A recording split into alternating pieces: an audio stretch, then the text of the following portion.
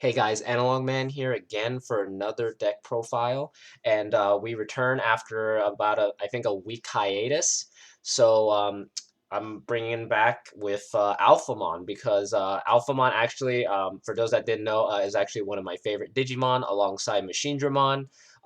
Originally, I actually wanted to build both Machinedramon and Alphamon, but Machinedramon was a more viable deck compared to Black Royal Knights, which was basically just black blockers with Alphamon as an extra level 6 basically. But now with the release of BT7, we finally have essentially a full-fledged deck, not really fully powered yet, but it's still pretty powerful in its prototype stages. Like honestly, like in the form it is, I would honestly call it a prototype because it's really strong at sometimes, but sometimes it just isn't and it kind of whiffs, but most of the time it will do actually pretty decently well. It's kind of weird that it actually has a top tier in the TCG compared to the OCG, which, if you look at the records from before, it actually did very well. It did get a few tops, but here I haven't seen a single person really do it. So I kind of want to put out this template for a deck profile that potentially could help people maybe work on their build and maybe potentially use it to maybe top somehow. I haven't topped with this yet. I've only been testing this, but I feel that this is the most solid that I could get it at the moment with the cards that I have at my disposal. So let's actually get into the deck profile now. Okay, so let's start off with the babies. I'm running 4 Doraemon because Doraemon is a X-Antibody, luckily, which is really cool. Unlike the D Brigade baby, this thing does count as a X-Antibody for your sources and other stuff, so it's really cool. Plus the fact that its ability on your turn, anytime you add a card to a Digimon that or underneath this Digimon specifically, you can actually draw a card. So this deck can draw a lot, especially because all of the effects involve putting stuff underneath the source of a Digimon. So it's just a constant draw. It is once per turn, but potentially you can kind of use this to gain more advantage.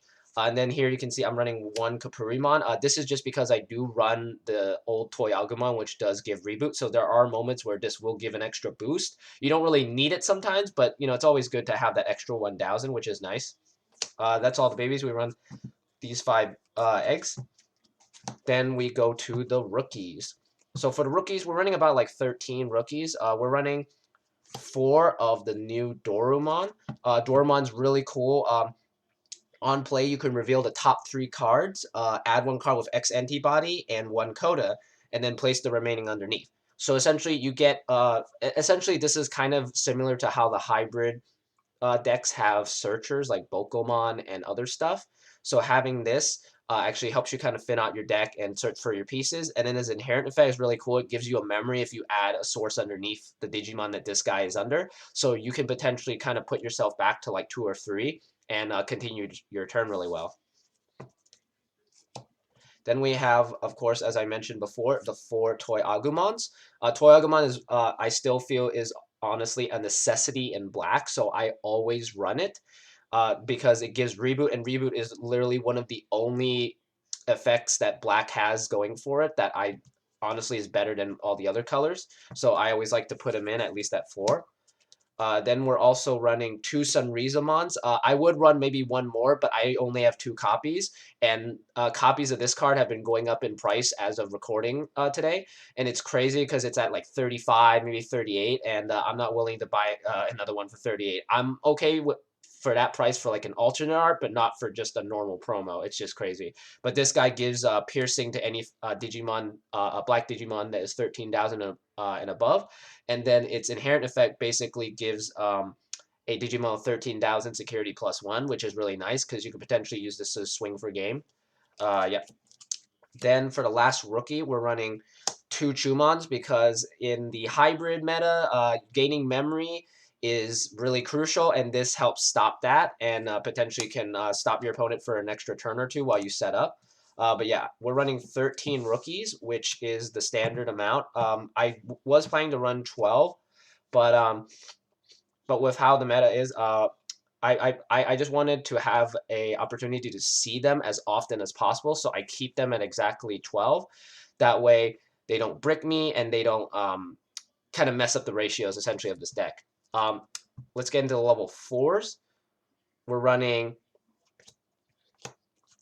For Darugamons, Darugamon's really cool. He's a blocker when you have an X-Antibody out on the field or underneath him, and his inherent effect gives basically the Digimon that this that is under an extra 1,000 as long as it's an X-Antibody for all turns. So potentially your Darugamon or your Alphamon will always be guaranteed to be at 12,000, and if you have multiples of these, you can boost them up so that not even Ancient Beetlemon can punch through, which is really nice because green is pretty dominant at the moment in the meta. So having this to kind of boost your guy to kind of force them to have to swing over is really nice.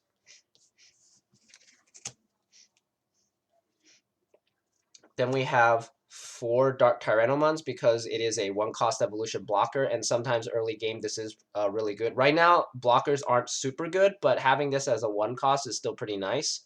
So I like to, keep it in the build for now until, I can replace it with more X-Antibody stuff. Then we run 2 Grumblemons. Really sucks that this is Black's hybrid, but you know what? We gotta live with it. This guy does help you go for games, so your level 6 can swing in, wipe out other security, and then put you up to 2 memory. Play this down. They have no blocker because your level 6 will obviously delete it somehow, and then just swing for game. So it's nice to have him at 2. I was testing him at 3, but it kind of bricks. So I'm just keeping him at 2. That way you see him, but you don't have him bricking your hand, basically. Then for the last level 4s, we run 2 mkhinoris because mkhinori is still a super viable threat against decks that like to basically poke early. So if you play this down, you can essentially kind of stall out the game so that you can essentially build up your level 6, which does take a little bit of time, especially in black. So really awesome, solid card. That's all for the level 4s. Let's move on to the level 5s, which is where we get some cooler effects. Like here we're running, let's see, we're running 4 Darugramons. Darugamon is really cool because when you evolve, if you equip a X-Antibody underneath him, he cannot be deleted by card effects or by basically DP reduction. So he's basically protected against deletion effects unless, by battle. So it's pretty nice having that. And of course, his inherent effect is basically giving your X-Antibody Digimon plus security 1 when swinging. So it's really cool because you can essentially equip this underneath and then just give an extra security plus. So having this at 4 is crucial. And of course, being able to search for him is really nice too. Then for the other level 5, we run 3 Juaru Manze because he is literally one of the only black level 5s that cost 2, which is really crazy that black took until literally BT5 to get this. But we have it now and we need to use it as much as possible. That's all for the level 5s. Let's go into the level 6s. For level 6s, of course, this being an Alphamon deck, we need to run 4. I've actually been prepping for when this deck would come out since BT5. I went and basically traded as much as I possibly can to get all 4 alternate arts. I'm still working on the Darugamons at the moment, but hopefully I can get them once the deck becomes really powerful in BT8. But for now, we have these. Alphamon, as you know, is super good. When he swings, you can pay as much memory, up to 5 memory, to boost him as high as possible.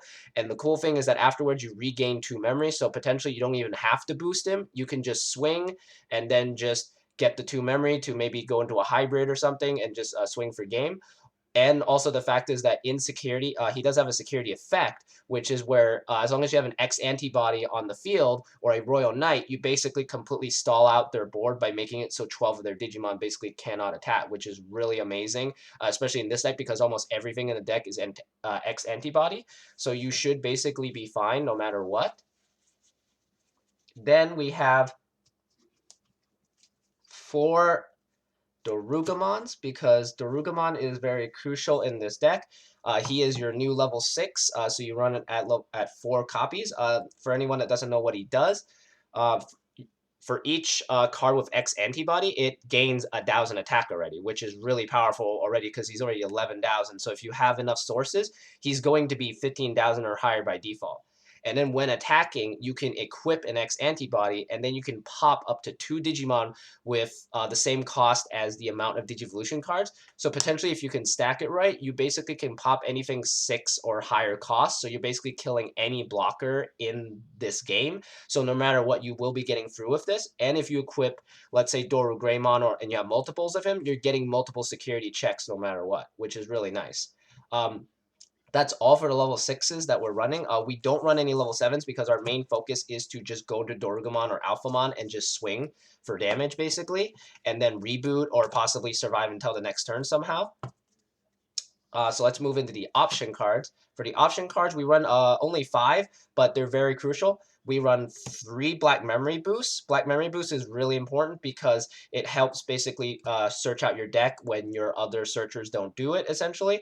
And then, of course, giving you that extra 2 memory for the hybrid is also really nice. So you can kind of keep this in your back row and then wait and then just boost and go for game. Then we run 2 of the new option card that came in BT7, Brave Metal.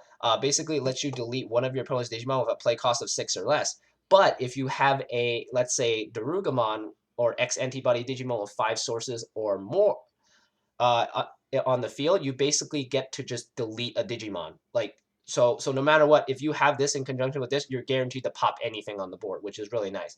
And of course, in security, this triggers, so you can just delete their blocker or little rookie, which is really nice. Then for, of course, tamers, we run the 2 Izzy and Joes to kind of help give memory and give a little bit of draw whenever your Digimon dies. Then we have the new tamer, Kota, which allows you to basically search for X-Antibody stuff. And also the best part is that he's a searcher, but he's also a memory setter. So no matter what, you will be at 3 once this guy comes out. Plus the fact is that you get to add an X-Antibody when you search with it. So no matter what, you're getting plus off of this tamer, which is really nice. Anyway, that is my Alphamon deck so far. This is just my prototype build. It's already gone through at least two iterations at this point. But so far, I'm actually really liking this because it has a lot of search power. It has a lot of defensive power too, especially with how many blockers I run. And then when it attacks, it does a lot of damage. It doesn't even, honestly, there are moments where you don't really even need to poke, because usually how decks like this work is that they kind of have to chip away at the security. But this one, it can just swing for one big security, pop a bit of the board, and then just kind of chill and do it again next turn, which is really nice. Not that many decks can really do that in BT7, but this is one of the few decks that can potentially do it, which is really nice. So as usual, let me know what you thought of the deck. Any, like, comment, subscribe, all that stuff. And honestly, I'm just hoping this deck helps anyone out there that wants to play this deck, because it's a really amazing deck. It's just that not that many people are playing it, honestly, which is kind of weird because this deck was topping in Japan and doing very well. So anyway, I hope this helps everybody. See you guys next time for another late night deck profile.